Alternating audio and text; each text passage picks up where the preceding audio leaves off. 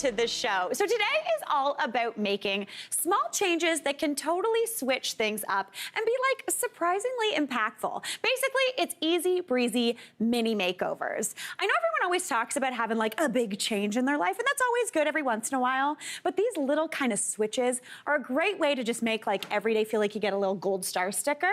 I don't know if you're like me, but in kindergarten, that was like the epitome of amazing.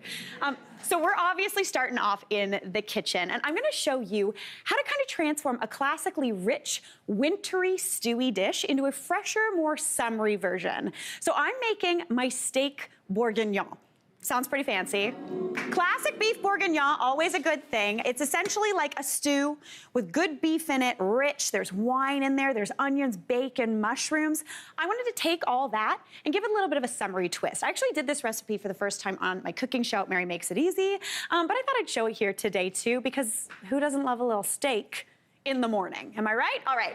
So first up, the first thing I did is I cooked off some bacon. So I've got 2 strips of bacon that I cooked off in this pan. And anytime I'm cooking bacon, I start it off in a cold pan. Essentially what happens is that bacon, the fat kind of renders out and then the bacon crisps up. So that's gonna give me bacon fat to cook with. It's also gonna give you perfectly crispy bacon. So I set that aside, and then into that bacon fat, I added in some mushrooms. I just quartered those up, cooked those off in that bacon fat for about 5 minutes, seasoned with some salt and pepper. And then I added in my secret ingredient, and that is cocktail onions. Yes. You know the thing that you bought because one time you were like, I'm gonna get into like gimlets, I guess? And then you never ate them again? Use them in your beef bourguignon, or in this case, in your steak bourguignon. So I sauteed those for an additional about 5 minutes. Now I'm gonna add in some garlic. I'm gonna add in just 1 clove of garlic minced right on into that pan. And I only wanna cook that for about 30 seconds. That's gonna just kind of get that flavor perfuming in and amongst all those veg, but it's not gonna get like overly cooked, because burnt garlic, never a good thing. Never, never tasty. All right, that's about, we're gonna pretend that was 30 seconds. Everyone with me? Okay, cool, yeah. All right, now I'm gonna transfer all those veg just onto that plate with that bacon. This is one thing you do anytime you're making a beef bourguignon or any sort of stew, or in this case, steak.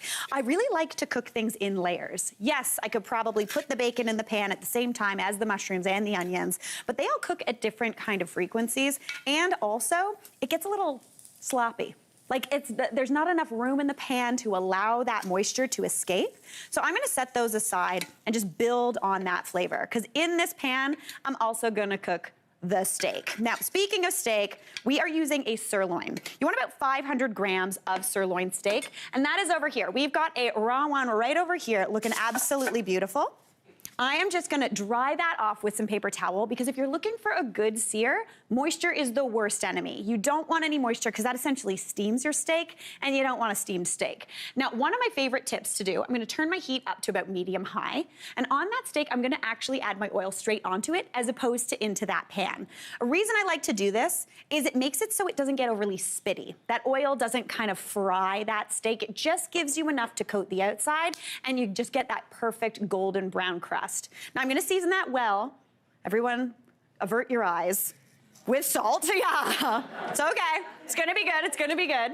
That's a big hunk of meat. That's the thing. Everyone always asks me, how do I cook meat if I don't eat it? But if you think about it, that's such a thick piece of meat. Every time you slice it, you're only getting a little bit of that salt on the outside. So it does all kind of come out in the wash. Add on your pepper as well. Now, typically I'd season both sides, but what I like to do also is just grab your tongs and just kind of flip it around. Just kind of use it like a little, like a stamp. Stamp it around the plate, you know? Now we're gonna sear this off. So I've got that pan heating, it's nice and hot. There's a little bit of smoke coming off. So I'm gonna pop this baby in, and you're looking for that little bit of a sizzle. So that sizzle means we're getting a sear. We've got good contact with that pan. It's gonna get golden brown and totally perfect. Now I'm gonna sear this steak for about 3 minutes per side for this thickness. That's not gonna cook it all the way through though. I am gonna finish it by butter basting it, which sounds really fancy. But one tip I have before I move on to that, when you're using a strip loin like this or a sirloin steak, there's this little kind of fat cap that you can see on this side.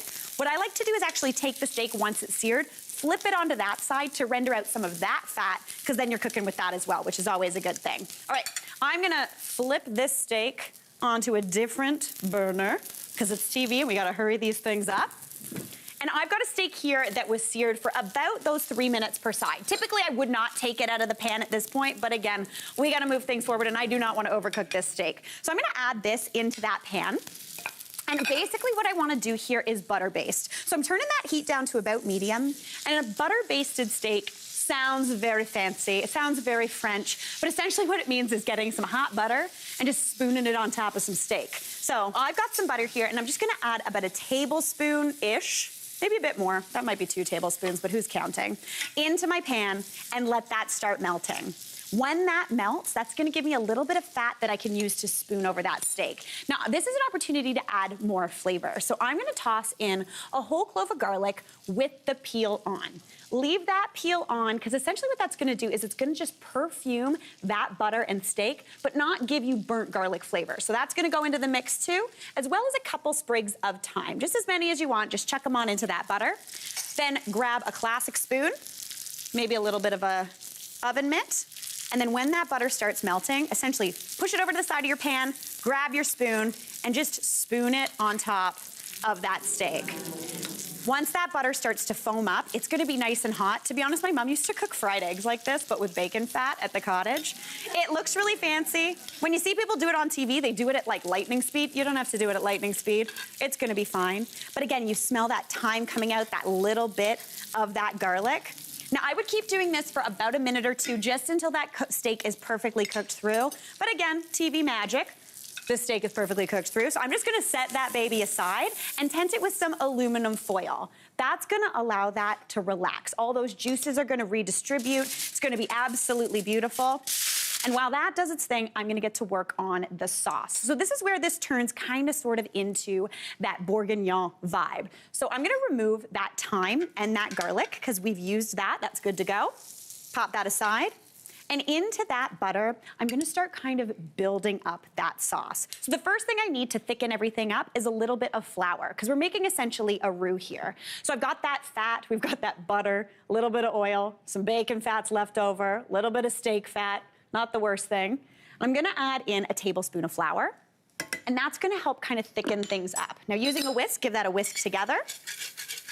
And then into there, I'm also gonna add in some tomato paste. Just a tablespoon of tomato paste gives this a really nice low and slow cooked flavor, which is absolutely perfect.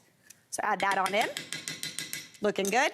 Give that a whisk together. And I just wanna cook that for about 30 seconds. That's gonna toast off that flour and get that tomato paste going. So now, essentially, this steak bourguignon is taking the idea of beef bourguignon and making it really concentrated into a gravy as opposed to that stew. So obviously, we need a little bit of wine. If you're going tradish, you're gonna use a Burgundy, but any sort of kind of like lighter French wine, or even like an Ontario wine, any Canadian red usually is on the lighter side. Dry and light is what you're looking for. So we're gonna add in about half a cup of that, slowly going into that pan. Give it a whisk just to get everything kind of together. And you can see it's already thickening up. You know what? I'm going in with a little bit more, let's be honest. Okay.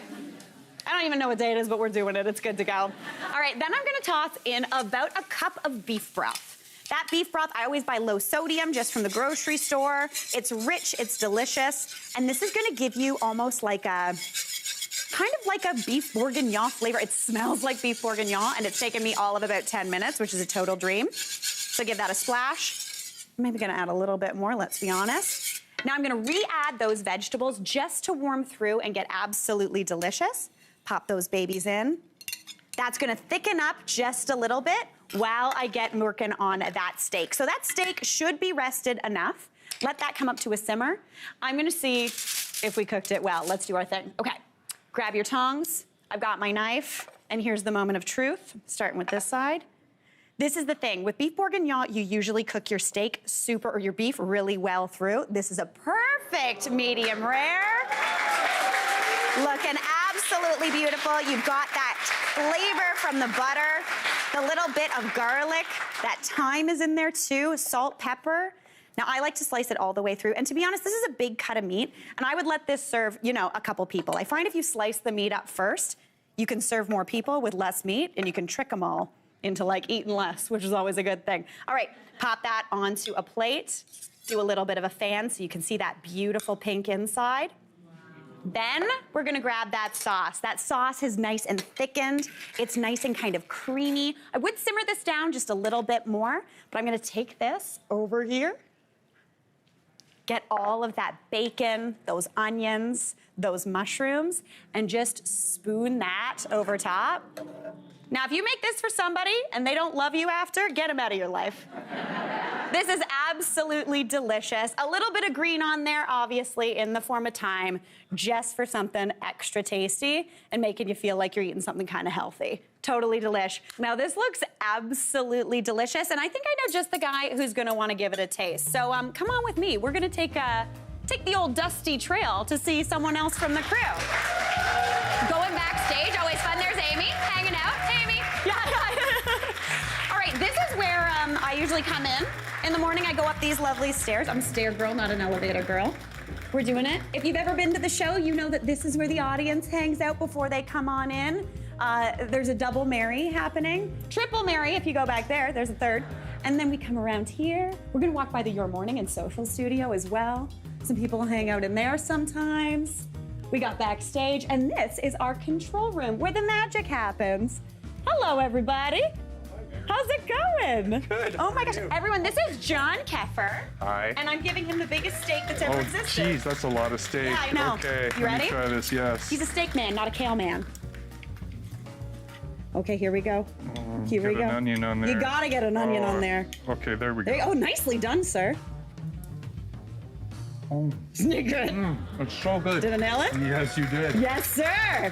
Oh, Fantastic. lovely. Oh my Yeah. gosh. See, this is what we do Beautiful. here at The Good Stuff. Thanks, Control Room. Good job, everyone. Hey, Mary here. What did you think? Drop your comments below, and don't forget to like and subscribe for more of The Good Stuff.